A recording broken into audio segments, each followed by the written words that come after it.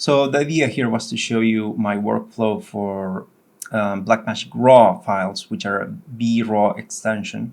I shot this footage in at work. It's from a Panasonic s5IIx.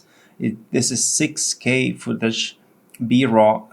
It was captured using the Blackmagic Design 5-inch 12G video assist, which allows you to take the raw data output from the Panasonic and makes it into raw Blackmagic RAW footage.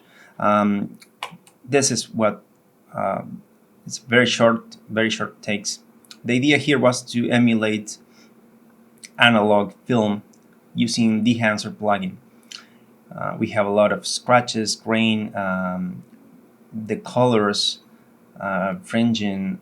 There is a lot of aberrations that happen traditionally in film, which makes digital images look a bit more pleasant to the eyes.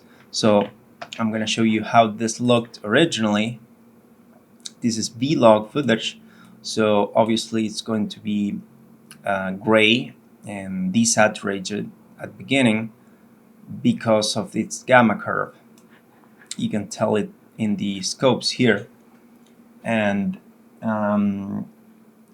we need to, the reason it looks so washed out is we need to convert this color space, which is V-Log, and this gamut, which is Panasonic V gamut, to Rec. 709, which is our standard color space in our monitors.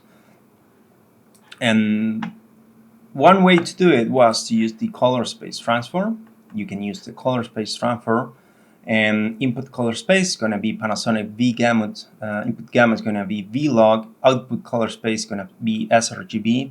Output gamma, use timeline, because we already set that automatically on the project. Don't forget to enable gamut mapping. It makes the image look a bit more pleasant.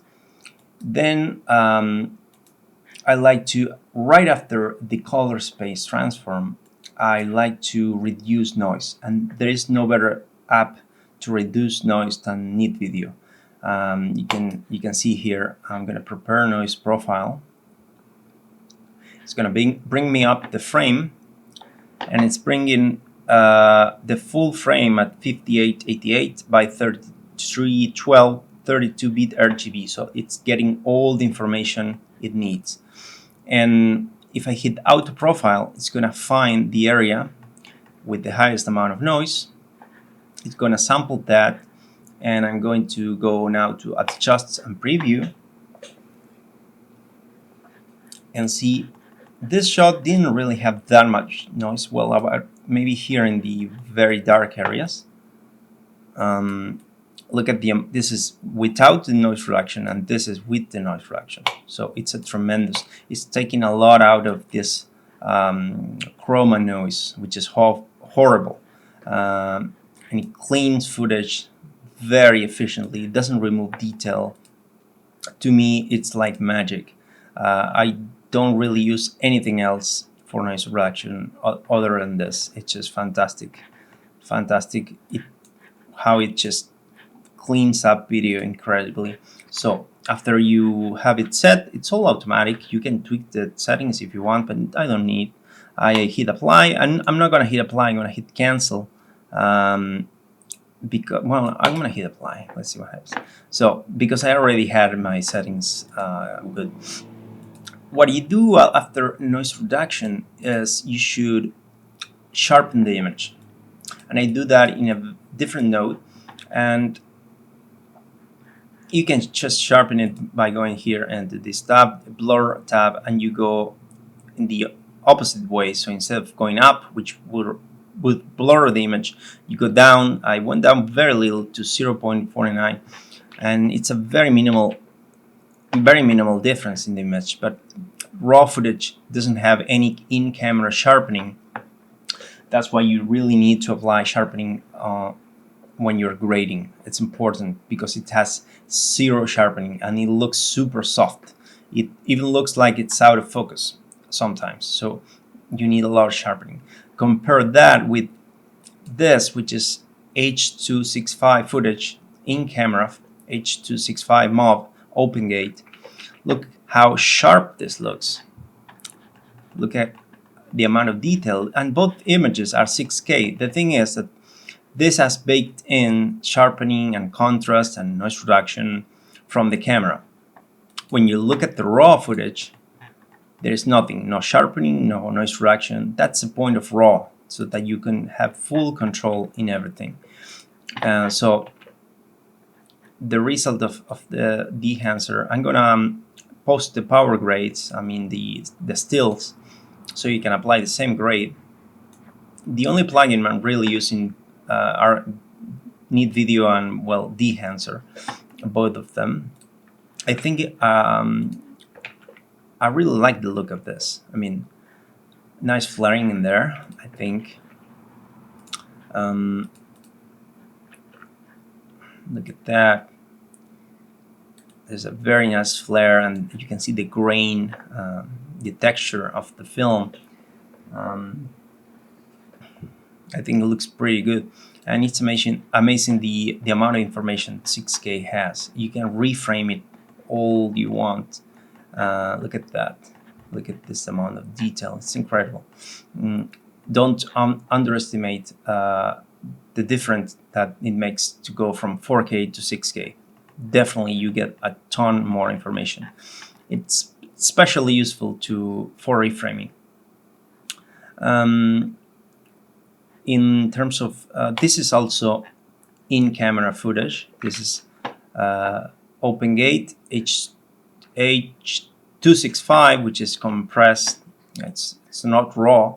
So this one I omitted the sharpening because already has sharpening in camera. I did add the dehancer, the LUT, to make it a bit more teal and orange. Never fails to work. This one is raw. No, this one is the same. It's the same clip, actually. It's split in two. And as you can see, it has a lot of sharpening. And this is in camera. You can actually tune it down. But I think if I want to shoot something quickly, I'm gonna shoot with this, which has, most of the work it's done in camera. When you need full control, yes, you need to go to RAW, like this. This is RAW. I'm gonna disable for now the output blanking, so you can see the full footage.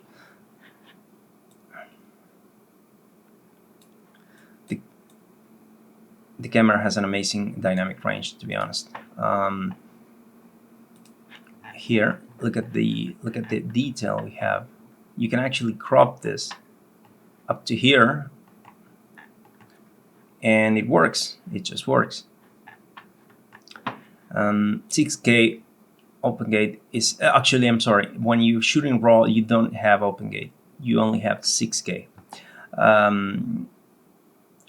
Which is 5888 by 3312. You miss just a bit of the top and the bottom of the sensor, probably due to data rates limiting factors on the HDMI port.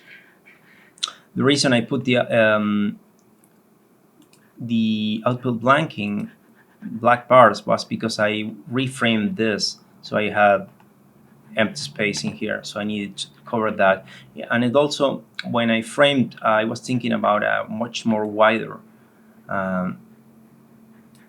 framing, so it works better, I think, the frame in a more in a wider format aspect ratio.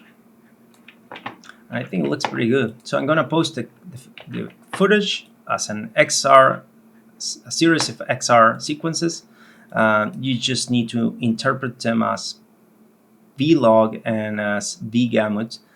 You load them in your timeline, and you can apply my power grades, which I'm going to, when you grab a still here, it saves this and also saves the grading, all the nodes I use. So you can apply it and you can play it on your own.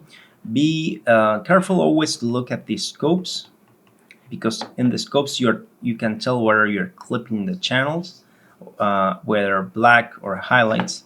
But besides that, I think it's a really nice exercise to not don't go for a clean image. I wanted to go here for a super nostalgic, sort of cinematic, analog, scratchy film with a lot of halos and the colors. It's not really super clean. It's quite the opposite. But I think it works, and we see it in a lot of films and ads nowadays. So, well, this will be available at the link in the description. It's free. You can download everything. And if you have any questions about any of this, or you own a Panasonic S5IIx, just send me a message. Goodbye. Thank you.